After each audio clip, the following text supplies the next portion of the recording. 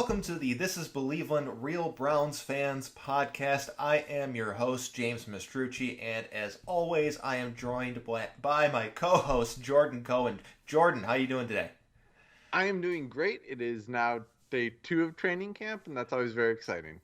Yeah, things are starting to fall into place a little bit. We got some storylines going on. Um, I know a lot of people place a lot of I'll say misguided emphasis on training camp as a whole, especially day one and day two.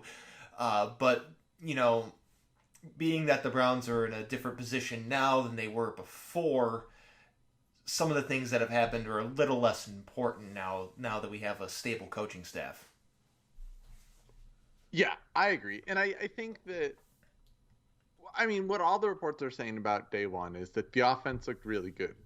And by kind of the converse of that nobody's saying is then the defense probably looked really bad. My gut is that if you just look at this offense, even the Baker Odell connection, Mm-hmm. this offense is the exact same unit they tried out last year. Mm-hmm. Like, and it's going to be a very similar system. The defense, I mean, today Stefanski said Anthony Walker is going to be the defensive signal caller, and the two guys who did it last year, Goodson and Sendejo, are no longer on the roster. You had Greedy starting like the first drive at cornerback, then he got hurt, and then you had a rookie playing as a second cornerback. Like, I knew some. I just JOK, who I don't care what anybody says, I think is going to have a very big role in the Browns this year, Mm-hmm. is out with COVID. Like, I don't think that we really can take much from it, but it's still really exciting, and I think some of the storylines are important. Yeah, and you're right. Some of the storylines are important, but one thing to take into account, and I cannot stress this enough, tons of turnover and change on the defensive side of the ball. So let's say they continue to struggle in training camp or early on, and things look a little just disconnected between players. They're not quite doing the things right. They're missing calls. They're not getting to the right spot. I wouldn't be worried because of all of the new guys there. Now, if this lingers on into the first couple weeks of the season, that's a different story. But we all remember how last year's training camp went. The conversation was about the offense, and in case anyone forgot, Baker wasn't looking good early on in training camp last year. So the fact that the defense with a whole bunch of new guys learning some new systems, some new schemes, and exactly how to play off of everyone else, and they're not apparently looking very good, not necessarily surprising. Right, right. And I mean, I think, again, I can't emphasize this enough. New defensive signal caller. I don't care what anybody says. The Browns still have no idea who's starting on their defensive line. I think the only guaranteed starter there is Myles Garrett. And I know it sounds crazy because just like they have Clowney. I don't know that Clowney's a guaranteed starter. He may start every game, but I don't know that he's going to be playing the majority of snaps opposite Garrett. And we have no idea who's starting a defensive tackle. Like, people can say whatever they want. We have no idea. Mm-hmm. Jackson, Billings, Togiai, we don't know. Mm-hmm. So part of me thinks kind of like the defense is going to suck for most of the preseason. Mm-hmm. And it may suck to start the regular season, but the hope is that unlike last year, with the offense, what ended up happening is they weren't great, but they just had so much talent they could power through. Mm-hmm. The hope is that the defense does that this year. Like, Yeah. there's just so much talent in the secondary that even if they're still learning everything, they can power through kind of the first few games. Yeah, I think that they'll be able to, or they have a better chance of doing that this year than last year for sure. But definitely some important things to pay attention to. The one thing you mentioned that I found interesting is that Anthony Walker is going to be the signal caller, and not John Johnson. I know there was a lot of discussion about that coming into this season, and when he was on the Rams and he made all the calls.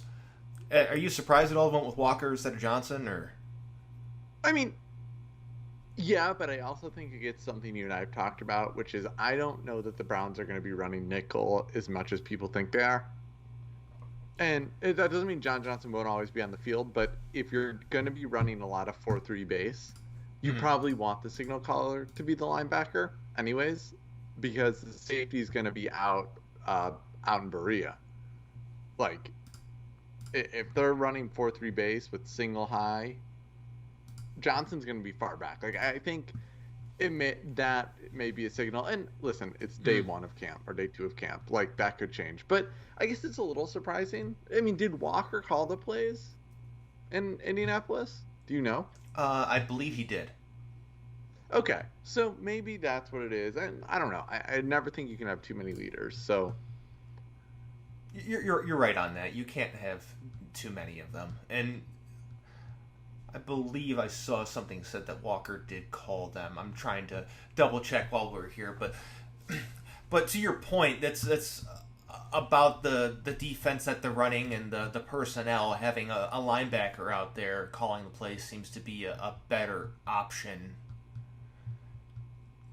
because of frequency. Right. If they're going to run nickel base, then I think that would be a silly idea. Because honestly, in nickel base, I don't know that Walker's I think you would have JOK or Harrison out there, and the other would probably be a guy like Taki. Mm-hmm. So I don't think nickel base is going to be what is going on a lot. I think it's still going to be 4-3 base and then nickel and dime on occasion. One thing that I did see in an article on the Athletic is that Mac Wilson was getting some run with the first team here. I know first team, second team, whatever reps in the first couple days really don't matter, but do you think they're just trying to get the best look at him as possible, so if they have to make a move, they do? They're cutting him. I don't care what anybody says. There's no way in hell Mac Wilson makes the roster this year, right? I don't think he does. But you think putting him out there, being like, give him any chance to see if he can show us anything, and when we get to the point where it's like, okay, this guy's got nothing, just move on. Yeah, I mean, right? Like, who are the backups then? So you know what Malcolm Smith is. Jacob Phillips was not good as a rookie, but he also did show a lot of potential. Taki, you know what he is. Mm-hmm. Anthony Walker, you know what he is. And you're not cutting JOK. Yeah. So, unless this team is going to have like 8 linebackers on the roster, Mac Wilson's gone.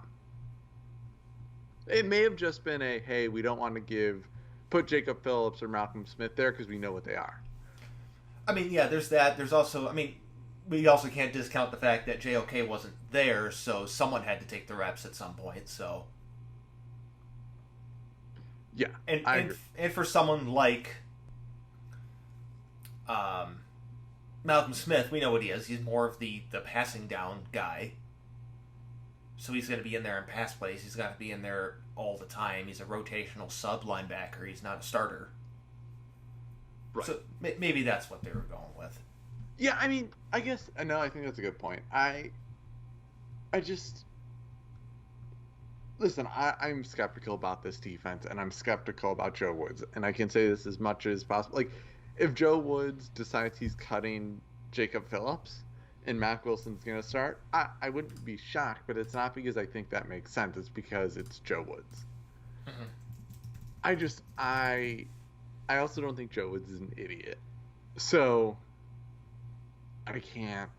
I don't know. I just, like, seriously, you're not going to cut Tony Fields. You're not going to cut Jacob Phillips. So there's 2. You're not going to cut Malcolm Smith or Anthony Walker because they're going to be your 2 veterans. So that's 4. You're not going to cut JOK, period. So that last spot is between Taki and Mac Wilson, and one of them gives us like consistent production. I don't think Taki is particularly good, but he does what he does pretty well. So unless you're literally planning on having 8 linebackers on the roster, it's got to be Mac Wilson that gets cut. Yeah, I mean, in the end, it's probably him. Additionally, I think his spot on the roster is just there until JOK comes back from the COVID list. Well, and I think that's to your point, right? Mac Wilson may have been starting there because it's actually JOK's spot, and they want Jacob Phillips and Malcolm Smith to be used in the roles they're going to be used at during the season. Mm-hmm. I think that's your point. I think that's fair, right? That Mac Wilson may have been starting as a placeholder. Yeah. pretty much. So is anything else defensively that has stood out to you so far? They've got their linebacker group. Greedy Williams left with a heat related issue. Yeah, I mean, any snaps Greedy Williams plays for us this year is a positive. I was shocked. I mean, right? Like, I was shocked that he was starting. I figured it would have been Troy Hill. Mm-hmm. Or Newsome, if they're committed using Troy Hill in the slot. But I guess Newsome's a rookie, so you're starting Greedy. But, I mean, did Greedy even look good? Was there anything on that? I know he left really early on. And I know he got burned by Jarvis or by Odell on one play. So probably not. Yeah, I'm not seeing anything saying whether he was good or bad. I think mostly for this part of it, it's just he's actually on the field and is playing and participating. So I think that's more of what the focus for Greedy Williams is. I mean, and that's the way I look at him. I've said it for over a year now. Anything you get out of Greedy Williams is a bonus. So anything they get out of Greedy Williams is a bonus. I mean, the hope with Greedy Williams always was that because he is such kind of a ball hawk, that and good in man, that he could be like a Terrence Mitchell type cornerback, right? They can just kind of fit in anywhere you need him to. He did not show that his rookie year, and then he's missed all of last season. But if he could become that would be great. Wait, so sorry. Total side note moment. Can we talk about like all of this narrative that Odell's a medical miracle? Like, listen, I'm happy he's quote unquote healthy. They were not playing heavy practice, right? It was 7-on-7, I think, at some point. And it's been 9 months. Like, it's what you'd expect. Yeah, and what I'm reading here is that they were definitely not full go. It was very, very slow paced for the most part. In Zach Jackson's article on The Athletic, he described it as a jog tempo for the 11-on-11 drills. So it's, I don't think that, they're obviously not going full bore because it's July. But, and like you said, it's been 9 months for Odell. And again, the one thing I want to see him run and have his run look fluid and smooth. And, because I haven't seen that yet. I brought up the video of him making that jump catch previously, and he looks stiff. So he looks stiff, and that's kind of concerning, honestly. Yeah, I mean, I don't like. Okay, so it wasn't Odell that beat Greedy; it was Anthony Schwartz. Okay, but like that, I think gets to the point about Odell, right? If Odell looks stiff, then we may have a problem on our hands. Yeah, okay. I'm looking at a clip of him catching a pass from Baker Mayfield right now. He does still look a little stiff. It was stiff. It was a good catch, but he looks stiff. This is from today, I think. Yeah. Okay. Yeah. So not the one from like a month ago. This is like from today. He looks kind of stiff. I saw one yesterday too, and he looked good. He looked stiff. Yeah, and I mean that's kind of what I expected. I'm watching another one. Yeah.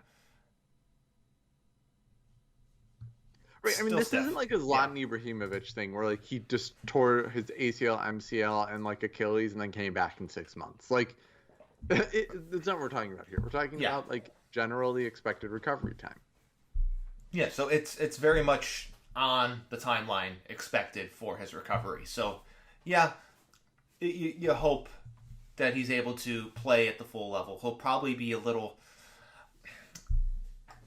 My expectation, not what I think, just expectation. I think he'll be a little bit slow to start the season. They'll probably snap count wise manage that very carefully to ensure that there isn't any flare ups, there isn't anything that like comes back and gets him and doesn't like tear it again. You know what I mean? It's funny. The name I've been hearing is kind of the guy that's going to spell Odell to start the season is Donovan Peoples-Jones, which is interesting to me. Not because I thought he was bad last year, and I guess that's what's to be expected. Yeah, I've seen that too, and sorry for all the Rashard Higgins fanboys out there. It's not Higgins, right? Which, that was the first thing I saw. I was just like, oh, okay, this makes sense, actually.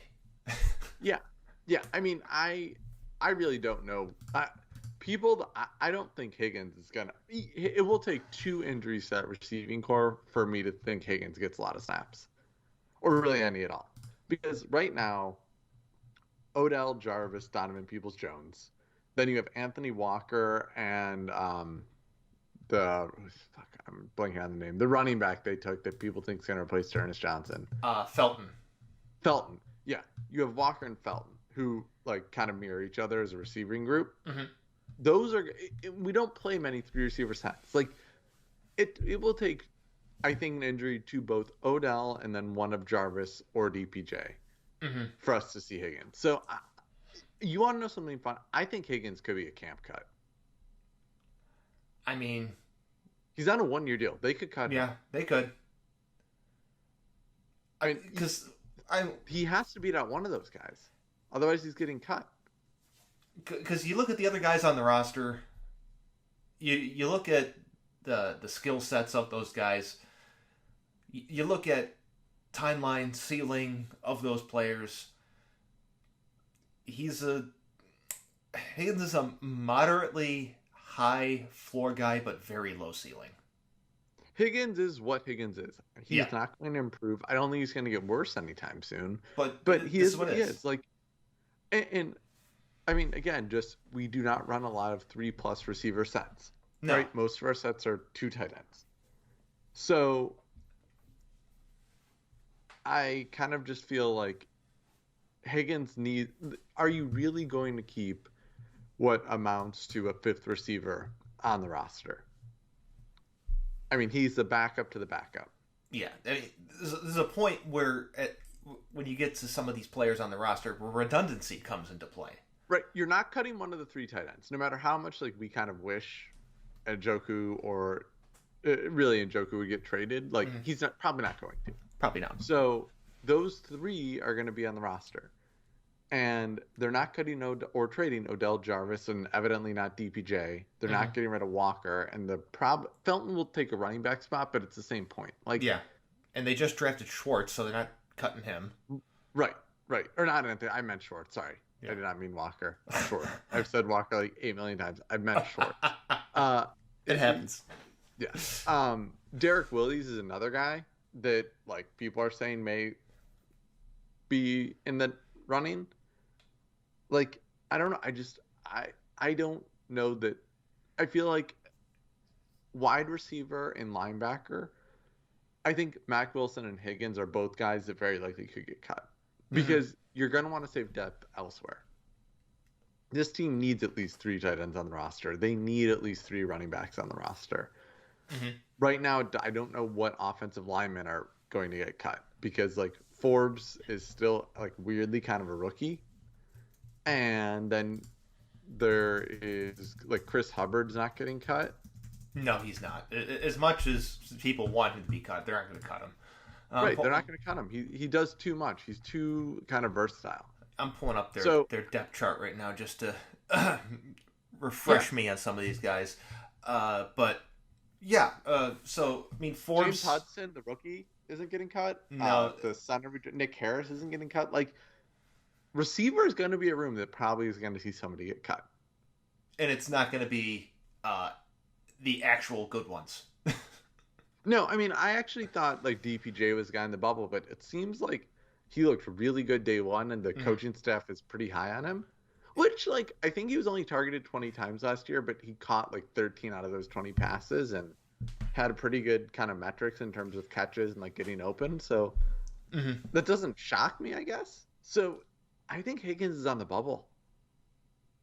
Yeah, he could be. Because you look at, the main complaint that people have is that the receivers aren't necessarily the fastest people. Having Rashard Higgins on the roster doesn't solve that problem. Right. Schwartz does. Kadero Hodge does. Maybe some of these other guys like JoJo Natson or Jamarcus Bradley would also help address that. But those guys aren't like big time roster guys. Those are so far down the depth chart. Higgins was Hodges' backup last year. Like, I know Brown's Twitter, half of it anyways, will go apoplectic if they cut him. But I think they're going to cut him. He's got to have a good camp.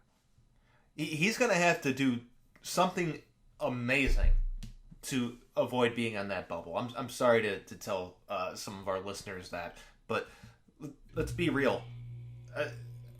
Barring an injury to one of or both of Landry and Beckham, I just don't see a spot on the roster where he gets like playing time. If they just want to have him just to have him, it's fine.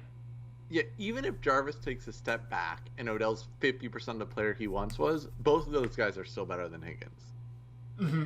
And I don't know that, like, I think Donovan Peoples-Jones will ever be like a starting caliber receiver, but he at least has a ceiling, right? Like, or the ceiling's unknown. Mm-hmm. So I don't think Higgins makes it over those three. Schwartz ostensibly plays a different position, but that's 4 receivers. So Higgins really has to beat out Hodge, Willies, all those guys. I don't know.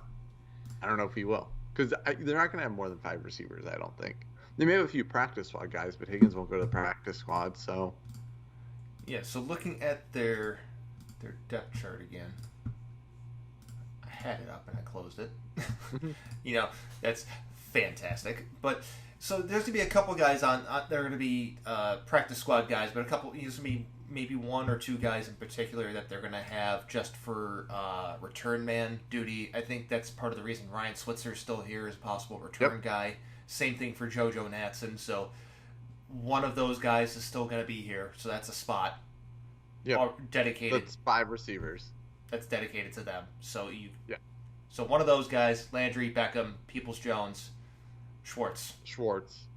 And that's before even looking at, Kadero Hodge, who I think is going to be on the team. Was better than Higgins last year. Mm-hmm.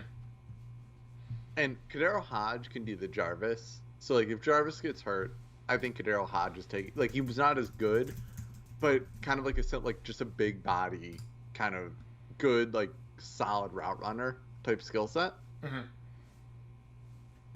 And Hodge also gives you something in the red zone. Right, because he's so big. Yeah. So he's a big dude.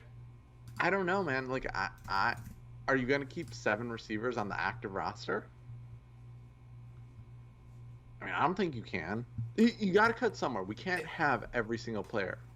You can't. They can't come into that with this offense. They can't come into camp with all of those receivers on the roster. You're right. And you need more offensive linemen, right? We saw this last year. Like, what saved us was just having so much depth on the offensive line. It falling ass backwards into a couple guys at the right time. But point is depth. Like, I cannot foresee this roster having less than 9 offensive linemen. They really need it. They do. I think that because it is so, this offense is so dependent on the offensive line. And, like, they also have some young guys, right? Like, Nick Harris, James Hudson, Forbes. Like, those are 3 young guys. And then, what's the guy they picked up last year at the playoff game? Michael Dunn. Dunn. Young guy. Like, I don't see any of those 4 guys going. I don't see Hubbard going. Mm-hmm. Maybe Dunn gets practice squatted. Yeah. And maybe Forbes gets cut. But, so maybe 8 guys. But still, you can't have 8 offensive linemen, 7 receivers. That doesn't work. I mean, because, as we know, there's 2 sides to the football. The other side needs depth, too. Right. You can't have all your depth at the receiver position. About linebacker, right? Like, they're probably going to cut Mac Wilson and still have a lot of linebackers on the roster. Mm-hmm. And then you're going to need cornerback depth, clearly. You're going to need safety depth, which I think we already have, but I don't see any of those guys getting cut. Yeah, I mean... And the defensive line's a giant question mark, so they're going to have a lot of those guys on the roster just to see. I think Sheldrick Redwine could be on the Redwine's going to get cut. I think Redwine, Mac Wilson, Higgins are kind of maybe the 3 big names that get cut. Mm-hmm. But, I mean, I know Browns fans are going to go apoplectic, but... Oh, it's going to be a complete meltdown. Yeah, I mean, it's going to be bad, but I Listen, they had an opportunity 2 years ago to trade Higgins when his value was high, and they chose not to. And I get it because he looks like he had good chemistry with Baker.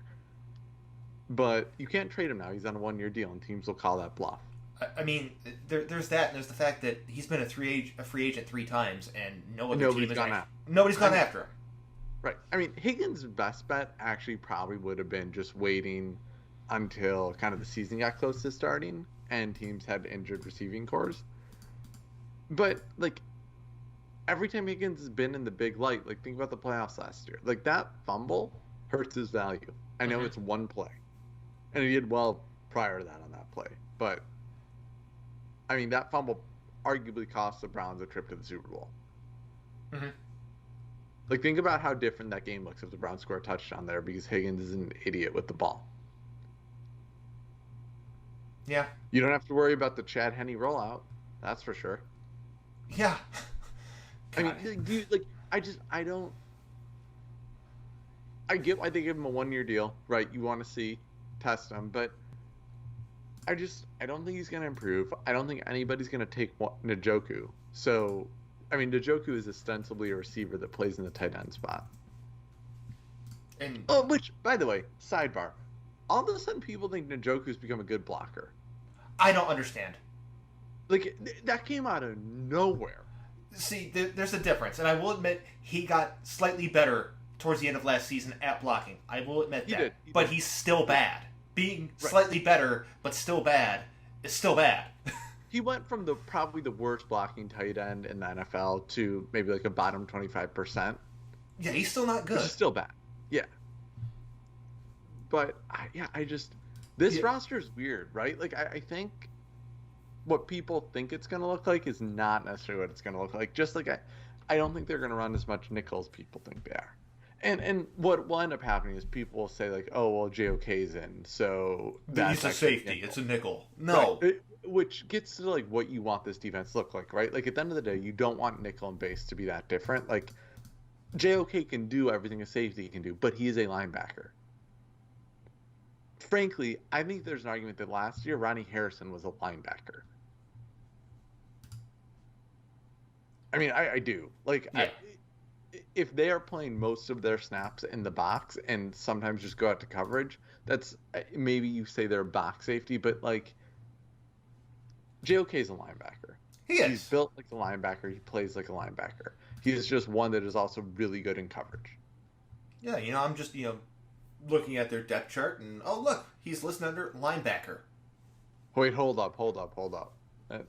One step back. What? He's listed as a linebacker? It's crazy. I know. It's crazy. The guy that played linebacker in high school and college and was drafted as a linebacker is listed as a linebacker. And that Andrew Berry identified as a linebacker after he drafted. But no, don't. But some people want you to believe he's some sort of rover safety position or some other nonsensical name that they like to give to those guys. And no, he's a linebacker. He's not. Listen, Isaiah Simmons, Jabril Peppers, those guys are rover safeties. Yeah. Acknowledge. Ronnie Harrison, I think, is probably a rover safety. Like, I acknowledge that. JOK is a linebacker that just is also really good in coverage. Like, I think JOK is closer to a Luke Kuechly type. Not that he will be that good. I'm just, like, comparative analysis. He's closer to that type of linebacker than he is to a rover safety. Yeah, I mean, I think the fact that, like, he's not built like Ray Lewis as people completely confused about what he's going to do. Right, but like look at again, I'm not saying he will be Luke Kuechly, but like look at Luke Kuechly. Like, he was a big guy. Like JOK is a big guy. Like he wasn't Ray Lewis looking, but it didn't matter. Like that's what I think JOK, like that's to me his high end is that type of player. So but again, like I just getting back to the roster construction, there are going to be guys that people like that are going to go. Higgins, I just, the more and more I think about it, the more we've talked about it, I don't see how he makes the roster unless he really improves. Unless they fundamentally change like their entire offense and get away from things that they were very successful at last year for some bizarre reason, because that makes sense, right? I don't think Higgins is a lock for the roster. Yeah,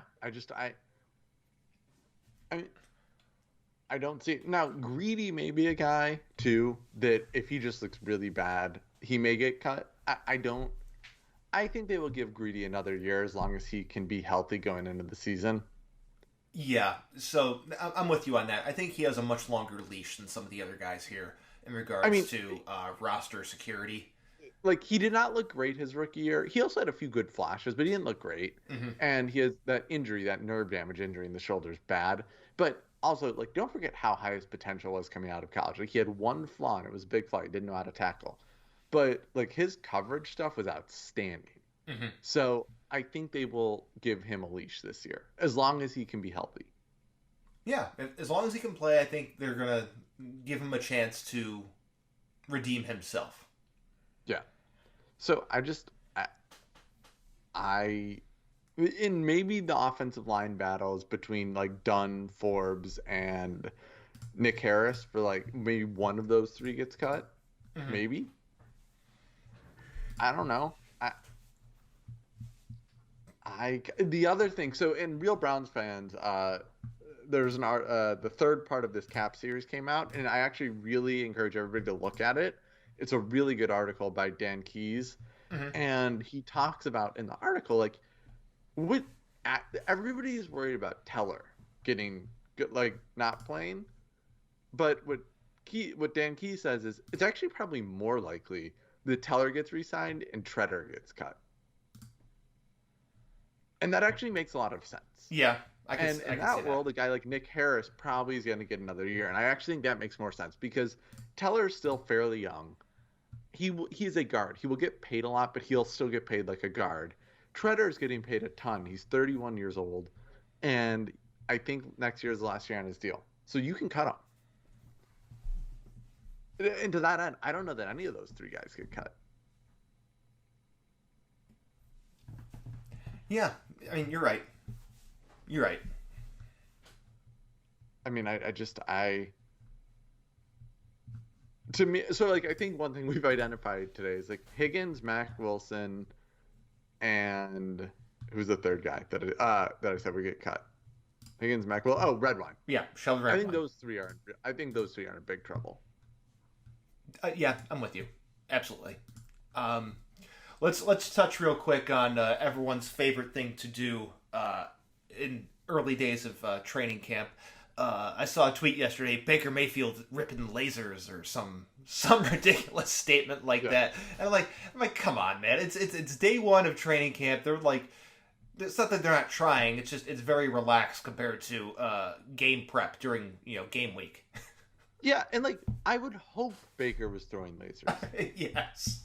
I mean, I would hope like that was part of the problem last year. You said earlier, like last year in training camp, part of the problem was Baker didn't look good. Mm. Right? And so him looking good this year isn't like it's a great thing. It's an expected thing. Like yeah, I'd hope so. Yeah, it's like okay, awesome. He's throwing lasers or whatever you want to call them.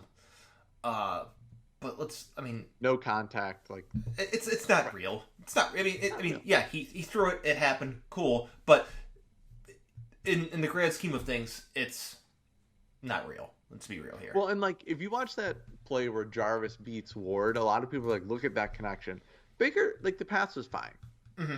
Jarvis made the play. Yeah. Which is good. Like I think Baker and Jarvis over 2 years have really started to develop nice chemistry. So like I'm glad to see that. But that doesn't to me mean Baker's like, oh well, we got the next Pat Mahomes on our hands. Yeah. I mean, again, the news to really pay attention to for the offense isn't that they look good. It's if they suddenly look bad. That's the news to pay attention to. Because Right. Exactly. everyone's favorite thing to do is, oh, these guys are looking so good today, first day of training camp. Oh, it's best shape of his life season, all that other crap, right? This guy's looking big, this guy's fast, this guy's doing all of this. It's like, come on, man. We're really doing this? We're really doing this again? Right. And like listen, we're both guilty of this to a certain extent too, right? Like training camp's exciting because it means the season's here. Mm-hmm. But it's always important to take a step back. Like Yeah. it's day one. It's day one. Take some perspective. Look at the grand scheme of things. I So know. speaking of the grand scheme of things, Okay. I have a question. Yes. Stefanski and the COVID vaccine stuff. What's your take on this? Not necessarily about the vaccine itself, but like, do you think like with the NFL's COVID protocols, right? Like, Yeah. does it make sense just to like try to go in for that competitive advantage? I mean, Stefanski's kind of basically saying, and to me, I think he's handling it right, right? Like, I'm not going to mandate it. If you want to know about it, there's people on our staff that can tell you about it. Um, Statistically, it does seem like it prevents it, which is good for us in the long term. But we're past 50%. We want to have enough players to field the team. To me, like that, I think is the perfect way to handle it. I know some people are saying like he should totally mandate it, and like I guess I don't like to me like that's fine. I think that's probably good overall, but Hmm. I also think like his position is good. I think what's going on with JOK is like a signal, right? Like JOK is going to miss probably 14 days of camp. I mean, that is we don't know what JOK's vaccination status is, or if he indeed tested positive. About the whole um, vaccination thing, it's encouraging Yeah. their players to do it is fine. Mandating, I think, is you're going you're walking a very thin line. But Yeah. I will say this, and I think some people realized this about a week ago when several coaches got let go. But if you're not like the guy or an essential part of the operation, these teams would just be like, we got to let you go. Yeah. I think that makes sense. I mean, Like, because all I mean, a perfect example is the Jets game last year. All it takes is one thing to happen, and all the receivers have just been taken out of the game. Good luck throwing to guys you've never heard of before. right. Right. No, exactly. And I feel like at the end of the day, even if teams are, and I don't know enough about science to know, I know I got vaccinated, but I don't know enough about science to know like what the debate is really. I know for me, like it was just something I did, but like if a team says we fundamentally believe the vaccine prevents COVID, and you are, as you said, like a second or third string guy, and you're like, I'm not going to get vaccinated, they're just going to cut you. Yeah, or if you're on the bubble, if you're a guy that's like, we can have you, or we can have this free agent who does the same thing you do. We're gonna go, and you're unvaccinated. He's vaccinated. They're gonna go for the vaccinated guy. I'm sorry. Right. Just how it No, works. I agree with that. I agree. I totally agree. I think that's just the nature of the game. And so, yeah, I mean, I don't know. Like, my hope, and I know there's like fear about this. My hope is that we can have a normal regular season, whether it's because of vaccinations or something else. I hope we have a normal regular season. I am. I know. So, like in Zach Jackson's article, he says Stefanski is going to keep nudging unvaccinated players to get vaccinated, and COVID is going to remain part of many NFL discussions for the foreseeable future. Teams with 85% of their players vaccinated can work under relaxed daily protocols, which is why Stefanski will continue to be asked about the vaccination rate. I think that makes sense to me. Yeah. Like, I think that makes sense to me. I think the goal for the Browns, just given everything we know about the NFL's policies, and this is kind of where I was going with the question. I think gunning for 85% makes sense. Just to survive through the NFL season, beyond like vaccine effectiveness, just to be able to practice normally. Hmm. Um, but yeah, I mean, my hope is JOK is only out for 10 days and then he comes back because I'm less worried about how he learns the defense. I think he's a pretty smart player. That one, I think he probably can already do it. But how Woods can find ways to use him, I think we need as much time as possible. Yeah, I agree. I also would say that again, less about him learning the defense and more about just becoming more familiar with his teammates. And Yeah. certain quirks that they do, or certain things, or certain ways they execute a certain play, or a certain, either the way that they drop into coverage or blitz, or stunts on the defensive line. Just having a better feeling and a vibe with that, because the best defenses, best players in all sports, honestly, but especially in defense, the ones that are able to feel each other that way, and being able to have everything timed out, that the way they do things so it becomes more effective, they're able to do that very easily, and the best ones do it over and over again. Well, and people also think about, and we're all guilty of this, right? But it's easy to think about a football team as a Madden team where you control one player and then the rest of the guys have this kind of computer automated thing they do every single play. And that's just not how it works, right? Because you need to know, JOK needs to know if Ronnie Harrison, I don't know, has a stronger right foot than left foot, right? Because that affects where JOK is going to position himself. Mm-hmm. And you need reps to figure that out. And you need a lot of reps, probably more than training camp's worth of reps. You probably need a year or two's worth of reps. That's why also, to your point, I think the best defense has been together a long time. Yeah. Absolutely. The best defenses in our lives have been together a really long time. Legion of Boom, they were together for 4 years. Mm-hmm. Those Pittsburgh and Baltimore defenses, they'd been together for a decade. Mm-hmm. And even more importantly than on offense to me, except for maybe offensive line, I think defensive continuity is really important. It is. It is. Much like you just said, with it's not like Madden where you can just change things out, put different things in there, and have it all work the same or better or whatever. It's doesn't work like that. Right. It doesn't. It doesn't. So I guess for me, I'm kind of I'm excited for training camp. I don't know your feelings on this, regardless, even though it was one game or one day. I am still very concerned about this defense going into the year. I think it'll be better, but that's not saying much. They'll have to do a lot for me to feel comfortable or even okay with this defense. My overall concern is still there, because we don't know how these guys are going to play together.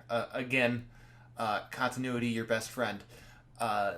Lots of turnover, lots of new faces, good players, but there are definitely some question marks, and I think we'll have a much better answer as time goes on.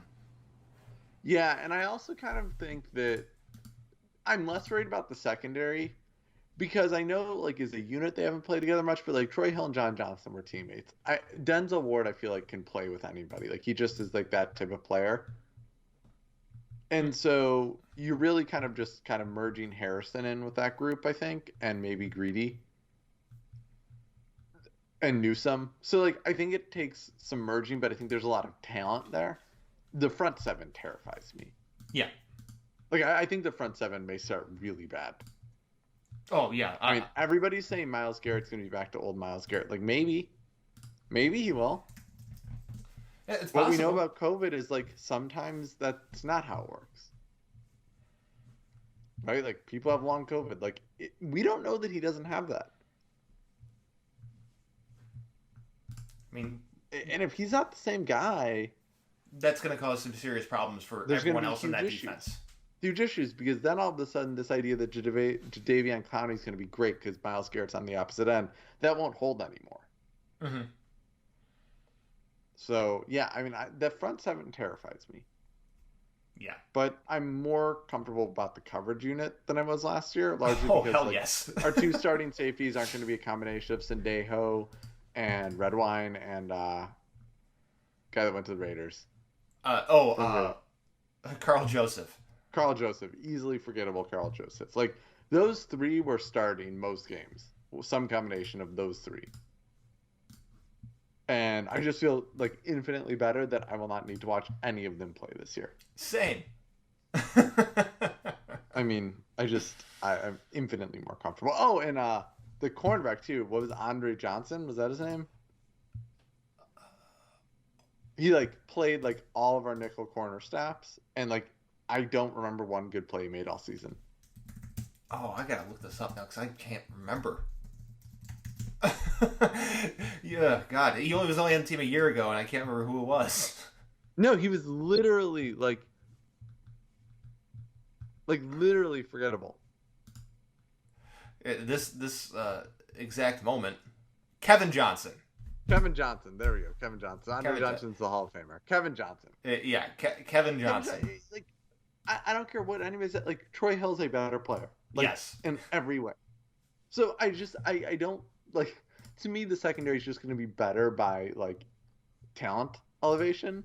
Mm-hmm. But that front seven terrifies me. Yeah. There's so many moving parts. There's so many variables on that I'm just, like... It's very uneasy. And speaking of continuity, Garrett, Ogunjobi, Richardson, Vernon all started 2 years in a row. Right? So going into that second year, I think part of the reason that defensive line looked good to start the season is they just were comfortable with each other. Mm-hmm.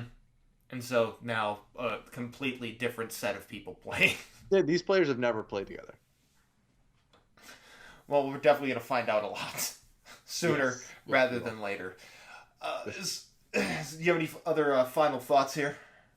No, go to realbrownsfans.com and check out kind of the salary cap articles that Dan Keys wrote. I think they're really good. I think, James, I echo what you and I have said over and over in this show, which is awesome to know that like we're not just crazy and there's other people that think similarly about this than we do. And like and rate the podcast on any of the apps that it's available on, which is like all of them. It's pretty much available on all of them. So Apple Podcast, Spotify, Anchor.